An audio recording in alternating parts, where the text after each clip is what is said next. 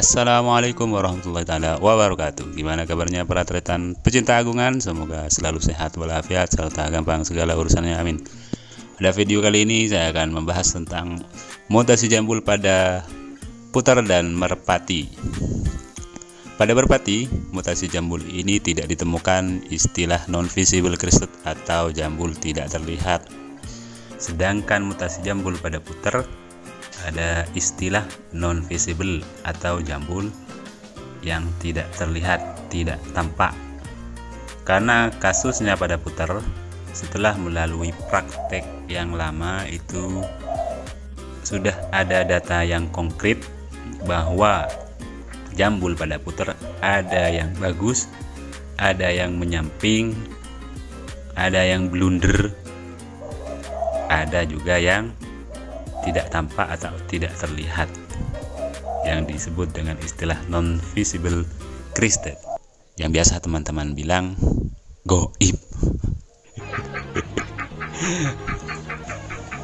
Mutasi-mutasi merpati ini ternyata setelah dianalisa belum banyak yang mengetahui apakah sifatnya dominan, apakah sifatnya sex linked, apakah sifatnya resesif. Itu tidak banyak yang menganalisa. Jadi buat teman-teman yang suka merpati, untuk teman-teman yang suka merpati saja ya, kalau memang tidak suka di skip saja videonya. Buat teman-teman yang suka merpati, ini adalah saatnya untuk mengembangkan merpati-merpatinya. Untuk yang suka merpati racing, merpati balap, bisa dikembangkan dengan merpati jambul atau tinggian. Bagaimana sih tipsnya atau triknya? Bagaimana? Gampang, karena keduanya memang sama-sama merpati, ya nanti nggak ada istilahnya fertilitasnya rendah atau tingkat kesuburannya rendah. Tipsnya begini, kalau teman-teman punya merpati tinggian yang jambul, kemudian dijodohkan saja atau dikawinkan saja dengan merpati racingnya, merpati balapnya. Nanti anak-anaknya itu dikawinkan, pilihlah karakter yang lebih mendekati pada merpati balapnya, jangan memilih karakter yang mendekati pada merpati tinggiannya. Karena sifat jambulnya itu resesif, maka semua anaknya ini akan disebut split atau membawa gen jambul yang ada pada merpati tinggian tersebut.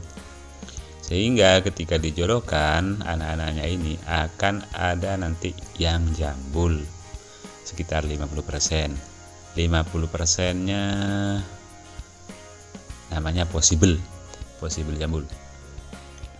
Setelah mendapatkan anakan dengan karakter yang separuh-separuh, karakter merpati tinggian, karakter merpati racing atau balap, nanti kalau sudah dapat dari anakan dari generasi pertama ini sudah dijodohkan, kemudian dapat yang jambul, nanti dikawinkan lagi ke merpati balapnya, sehingga karakter merpati tinggiannya akan berkurang dan terus begitu.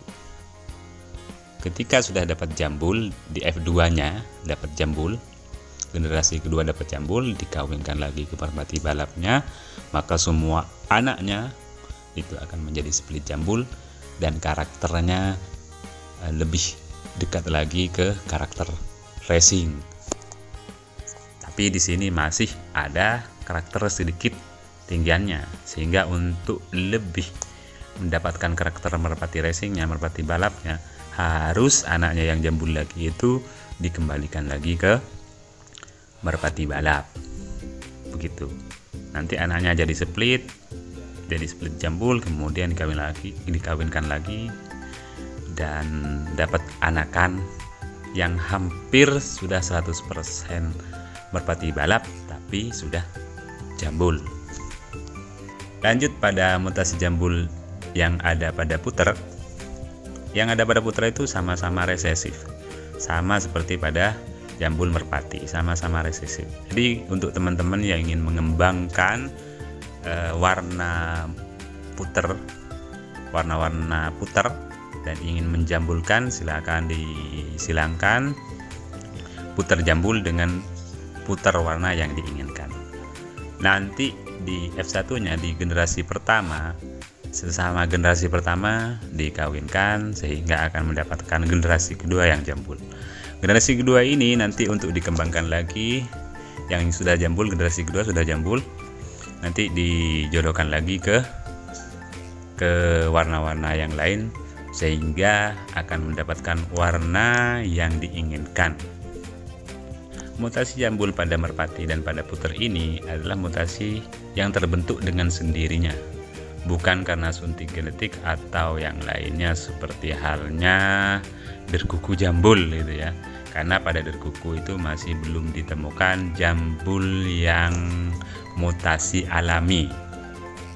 Yang ada itu mutasi yang disuntikkan dari puter. Namun banyak teman-teman yang sudah mengklaim bahwa derkuku jambul, tapi ternyata setelah dilihat silsilahnya itu hasil dari suntik genetik atau transmutasi jambul dari puter ke derkuku. Untuk skema bagaimana sih menjambulkan derkuku nanti kita bahas di lain waktu. Kita bahas yang ini, fokus dulu sama merpati jambul sama puter jambul. Nah, pada mutasi jambul keduanya, mutasi jambul merpati dan puter, itu ternyata sinkron melalui praktek yang sudah dikerjakan, yang sudah dilakukan oleh teman breeder kita, yaitu Mas Arundaya BF, Mas Andreas, oleh teman kita Mas Andreas. Dia dulu menjodohkan merpati jambul dengan puter jambul, dan ternyata anaknya atau merpaternya itu menjadi jambul. Silakan teman-teman yang sedang menyimak, kalau pengen tahu langsung tanya pada Mas Andreas, bisa di searching atau bisa dicari di sosial media Facebook, namanya Andreas Arundaya. Sampai di sini dulu, semoga bermanfaat. Assalamualaikum warahmatullahi wabarakatuh.